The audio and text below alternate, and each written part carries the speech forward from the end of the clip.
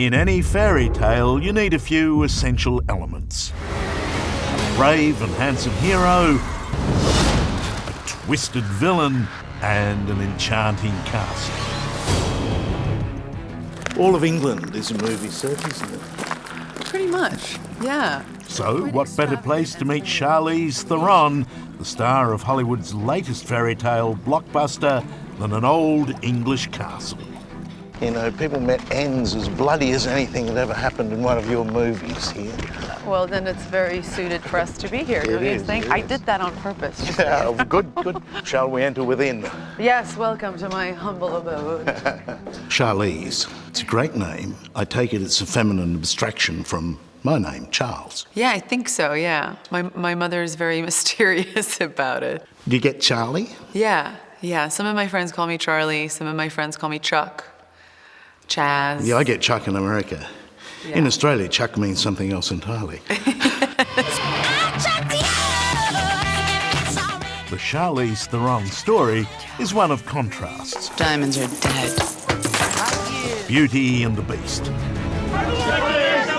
Glamour and grit. You look good. Yeah. Personal triumph over tragedy. Thank you.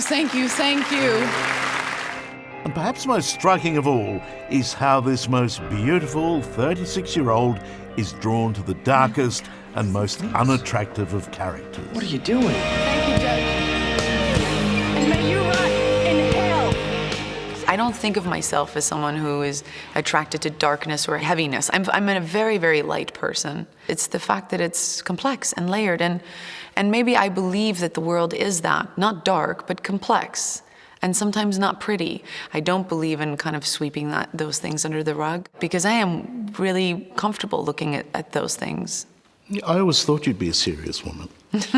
Well, I am, so I mean, I don't spread the rumor that I'm not. No. Yeah, no, don't tell people that, please. You're very serious about your craft. Yes, but not. Or am I bringing a serious side on you? No, I hate people who think they're curing cancer doing this. I really do. I'm not earnest Yeah, about so it. do I. I think it's such a great gift. It's like being in a circus.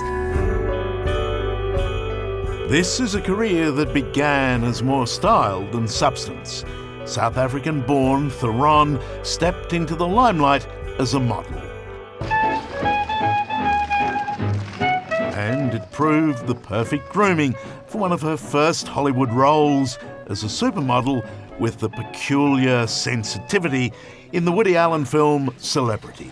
Meaning every part of me gives me erotic pleasure. I think every actor dreams to be in a black and white film.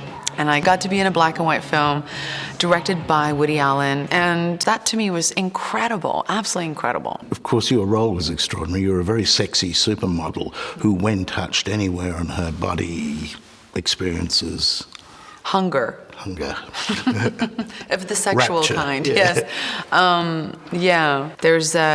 There's nothing like being a model turned actress. And so I always vowed I should never do that and leave it to Woody Allen, the one and only person who could get me to go and play a model.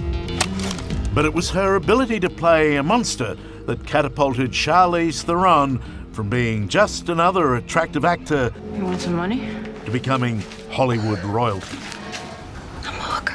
And I'm trying to clean my life up here, go straight and Christian and all, so. Her 2003 role as the real-life serial killer Eileen Wuornos in Monster was described as one of the greatest performances in modern cinema. Never made me feel more beautiful in my life. Certainly, it was one of the great transformations, and for Charlize, her greatest challenge. Usually I would walk into rooms and be like, I can do this. And I think in a way, it was the first time in my career that I wasn't 100% sure if I could actually bring what was expected to the And table. there's no reason why one of the most beautiful young actresses in the world can't play such a person. I mean, it is called acting, isn't it? Yeah, I think we've lost sight of what acting is. Character isn't told through celebrity. Yeah, it really, you have to be able to leave that at the door and show up with a clean canvas, and your job is to tell that narrative as well as you can. Charlize Theron from Monster.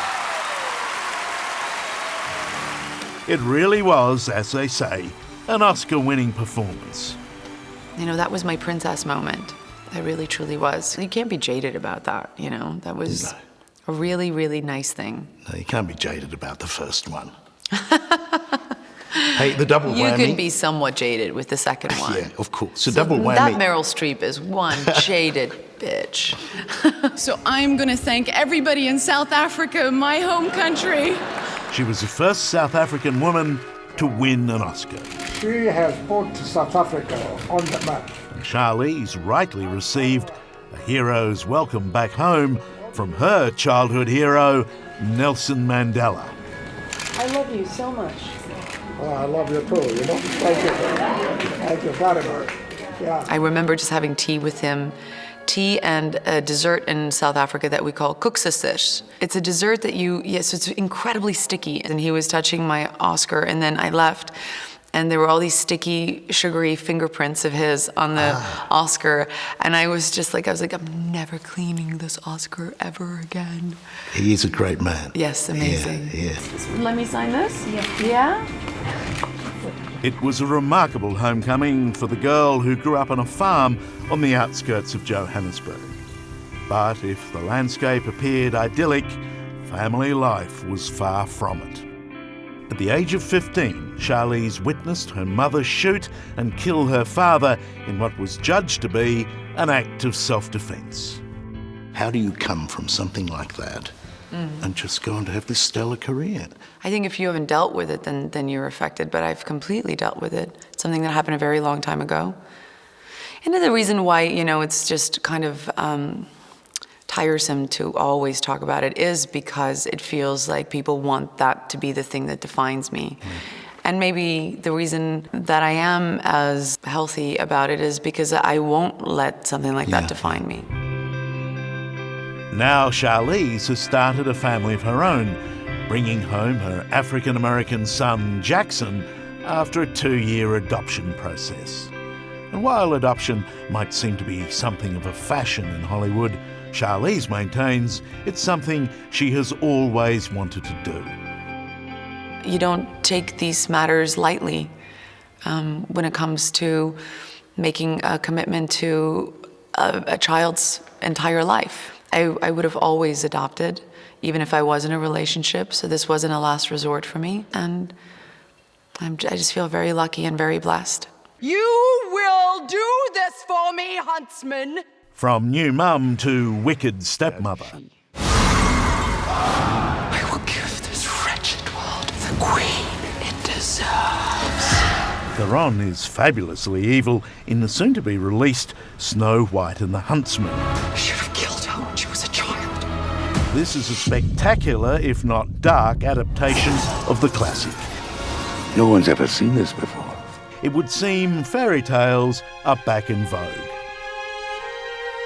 The original story written by the Brothers Grimm is incredibly dark. Yeah. And I kind of appreciate that because thematically they're strong and dark and real topics. And I don't know, maybe that's not necessarily bad for a teenager to witness. These fairy tales are ancient and they resonate in the human subconscious, in fact, don't they? Yeah, even in today's society, it still feels like you're holding up a mirror and seeing something reflected from that fairy tale into our society, and that's powerful.